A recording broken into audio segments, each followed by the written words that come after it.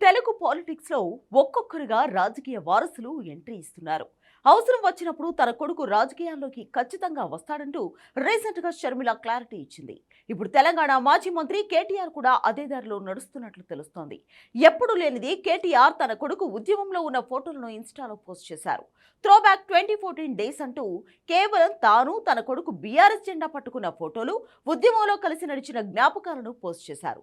దీంతో త్వరలోనే కేటీఆర్ కొడుకు హిమాన్షు పొలిటికల్ ఎంట్రీ ఇవ్వబోతున్నాడు అనే ఊహాగానాలు మొదలయ్యాయి. కేటీఆర్ లానే ఆయన కొడుకు కూడా విదేశాల్లోనే చదువుకున్నాడు. మంచి మాటకారి, అన్నిటికీ మించి మాజీ సీఎం కేసీఆర్ కు ముద్దుల మనవడు.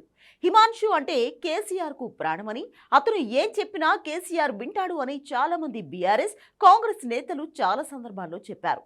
మరోపక్క బీఆర్ఎస్ లో కూడా పరిస్థితులేమీ బాలేవు. మొన్నటి వరకు అటు ఇటుగా మాట్లాడే కవిత ఇప్పుడు నేరుగా అటాక్ మొదలుపెట్టింది. కేసీఆర్ తర్వాత ఆ కుర్చీలో ఎవరు కూర్చుంటారు అనే టాపిక్ వస్తే ఖచ్చితంగా హరీష్ రావు కేటీఆర్ కు పోటీ వస్తాడు అనేది అందరికీ తెలిసిన విషయమే.